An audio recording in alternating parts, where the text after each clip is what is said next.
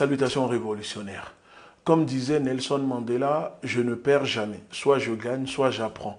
Et j'ai beaucoup appris.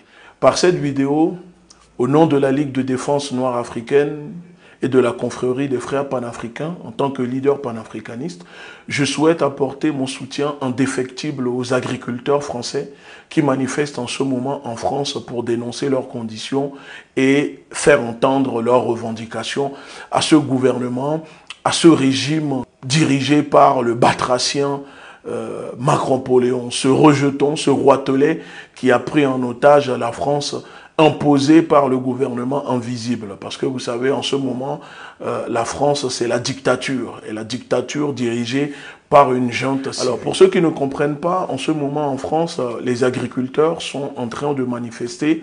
Il y a une colère parmi ces personnes qui n'hésitent pas à bloquer en ce moment les routes en France. Alors, vous avez vu les déclarations de Moussa Darmanin, comme je le surnomme. Il y a en deux poids, deux mesures. Parce que quand ce sont les Français, les gilets jaunes, etc., qui sortaient pour manifester, dénoncer leurs conditions de vie, etc., socialement, il n'a pas hésité à déployer l'escadron de la mort des CRS, des gendarmes, des policiers pour les éborgner, pour les tuer. Mais quand il s'agit des agriculteurs, il dit qu'on ne va pas répondre à la colère en envoyant des CRS. Deuxièmement, est-ce que les agriculteurs ont le droit de revendiquer? Est-ce qu'ils souffrent? Oui, ils souffrent et ils ont le droit de revendiquer. Est-ce qu'on doit les laisser faire sans envoyer les CRS? Oui. En tant que ministre de l'Intérieur, à la demande du Président et du Premier ministre, je les laisse faire. Bloquer la circulation, c'est illégal. S'en prendre un établissement public, c'est illégal. Enfreindre la liberté de circuler, c'est illégal. Est-ce que les agriculteurs s'en prennent aux policiers ou aux gendarmes? Est-ce qu'ils s'en prennent aux bâtiments publics? Est-ce qu'ils mettent le feu aux bâtiments publics? Ce n'est pas le cas. Parce que oui, M. Moussa Darmanin le sait très bien que s'il envoie des CRS, la situation risque de s'aggraver parce que ce sont les agriculteurs qui donnent à manger aux populations françaises, puisque lui est un politicon, un politicard qui est tout le temps en costume, cravate, protégé par l'argent du contribuable français. Donc aujourd'hui, si vous voyez les agriculteurs manifester, c'est tout simplement parce que la France est en déclin. Oui, la France est en déclin, la France est une nation en décomposition avancée, aujourd'hui un géant au pied d'argile. On l'a déjà vu, on a vu ce qui se passe en Afrique avec la politique française. Donc aujourd'hui, je dis aux agriculteurs que vous avez raison de manifester, vous avez raison d'exprimer votre colère. Allez encore plus loin, ne bloquez pas seulement Rungis, ne bloquez pas seulement le périph' ou la nationale ou les autoroutes. Allez bloquer l'Élysée, allez bloquer Matignon, allez bloquer Beauvau. Allez empêcher ces personnes qui gouvernent la France de se nourrir, de manger. Ce sont eux qui prennent les décisions. Ce sont eux qui sont les marionnettes des mondialistes qui ont pris en otage votre pays. Alors allez aussi bloquer directement ces trois endroits que je viens de vous citer. Parce qu'aujourd'hui, vous savez, si vous regardez bien ce qui se passe en France, c'est vraiment terrible depuis la prise d'otage de la France par Macron et sa bande d'incompétentes, ses amis, etc. Parce que pour vous appuyer mes propos, je vous explique.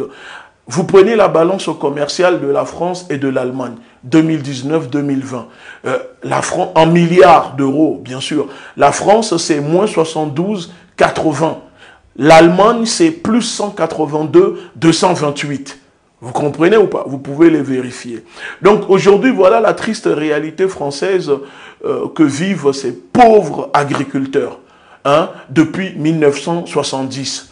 Parce que pour ceux qui ne le savent pas, aujourd'hui, le nombre d'agriculteurs en France a chuté. Il y a à peine 300 000, alors que dans les années 70, il y avait limite le triple. Pourquoi? Posez-vous la question.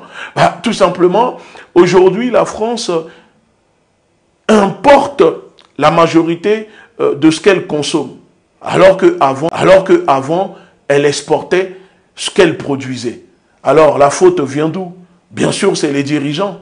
La classe prostituée politique française. Parce qu'aujourd'hui, la France est devenue une simple zone touristique, une colonie pour les Américains. Emmanuel Macron est un cireur de bottes des Américains, de Joe Biden, un esclave, un toutou placé par le gouvernement invisible pour détruire la France. Donc, si vous prenez les choses la réalité française depuis 1970, dont les partis politiques en France sont les premiers responsables. La chute de l'agriculture française que vous voyez en ce moment, ce n'est pas fini, ça va continuer. Parce que, historiquement parlant, la France était la plus grande puissance agricole européenne. Aujourd'hui, elle est rétrogradée en 6e, voire la 7e place.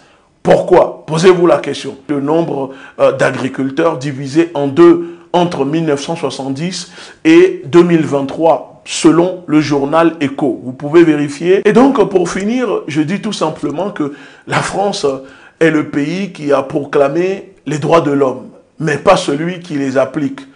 On peut facilement aujourd'hui éliminer ou identifier une vraie dictature, mais il est très difficile d'éliminer une fausse démocratie. Et aujourd'hui, la France est devenue une fausse démocratie.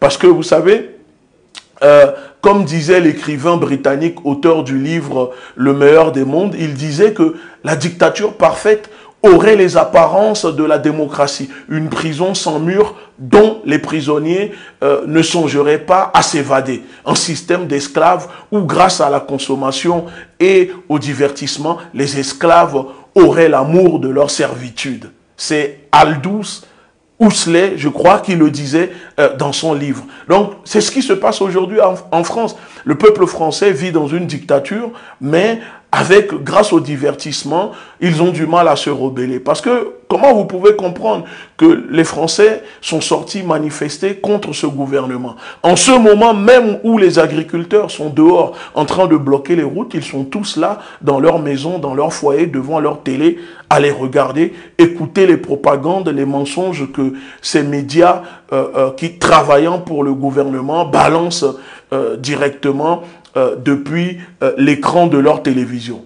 Pourquoi le peuple français, les jeunes dans les banlieues, les gilets jaunes ne profitent pas de ce moment pour sortir, pour grossir les rangs? Pourquoi les syndicalistes n'appellent pas à la grève pour sortir? Parce que là, vous avez des gens qui menacent, qui font peur au système, les agriculteurs. Regardez le comportement de Moussa Darmanin.